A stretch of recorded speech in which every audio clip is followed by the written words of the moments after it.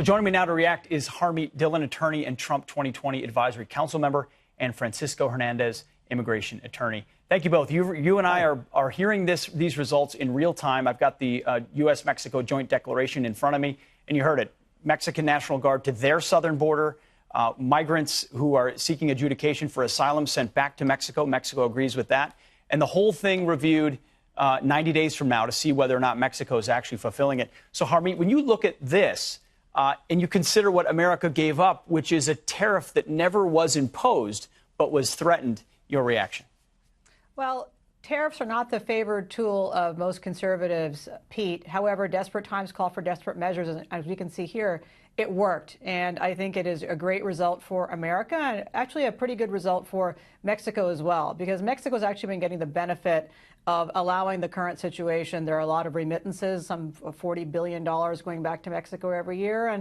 And it's not working. And so neighbors need to work out their disputes. And now, in addition to the terms that you mentioned, it's also going to include the National Guard actually fanning out throughout Mexico, interdicting gangs and smuggling rings and helping with that, and also providing some support and even potentially jobs to those asylum seekers who are waiting for their applications to be processed in America. So I think it's going to be actually great for those people who are seeking to come to this country as well. They can be in a safe environment and be supported there in Mexico while America makes a rapid determination about whether they're eligible or not. Yeah, Francisco, you're an immigration attorney. You understand how dysfunctional this process is.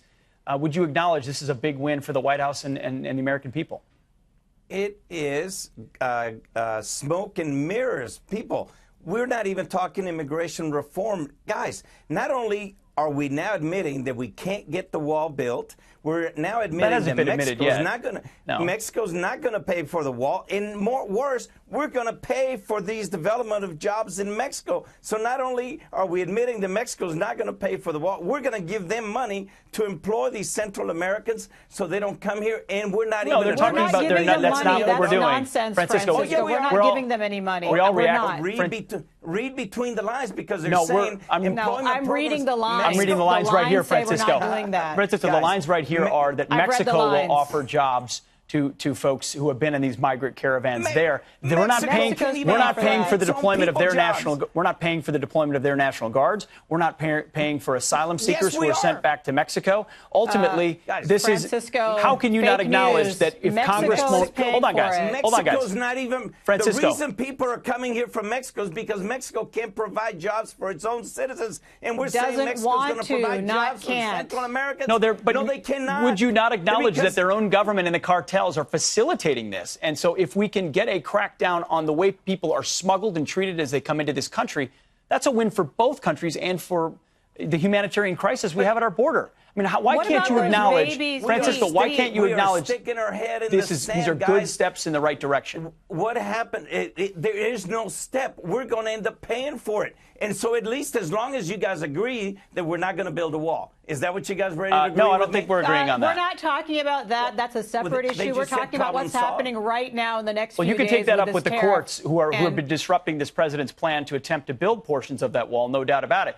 But it's a non sequitur to tonight, and I guess you're trying to distract away from a clear victory when these tariffs were criticized by many. Will they hurt our economy? Is it the right tool? And they've worked. It isn't just a political victory. It is a human rights victory, because children are being smuggled and abused. Girls are being raped. This is an untenable situation from a human rights perspective. We got to do something about it. We can't wait for Democrats and even fake Republicans who aren't willing to protect our country. We have to do this today. When you talk about policy, how are you not pointing at Congress? How are you not pointing at Congress? Oh, I am pointing out at Congress. Absolutely. They failed to do their job. Absolutely. Which caused us to come up with these crazy ideas that tariffs were going to stop people from coming over, while Mexico is going to provide jobs to the Central Americans. Brought an opportunity where we've got new concessions from Mexico, and we're going to review them in 90 days. How is that not a win? Mexico wasn't going to pay those tariffs. You and I were. Our avocados and enchiladas were going to go up. The tariffs were a negotiating tool. Right, now that's Mexico the is going to pay. Mexico's paying for the internal security of its National Guard. Mexico is paying to house and provide jobs for those refugees. Read the report. Read the agreement. It's very clear. Well, you haven't even read the agreement because it just happened in the last hour. But if you read between the lines, I can read. I know that it says we're not paying for jobs for Mexicans or for migrants in Mexico.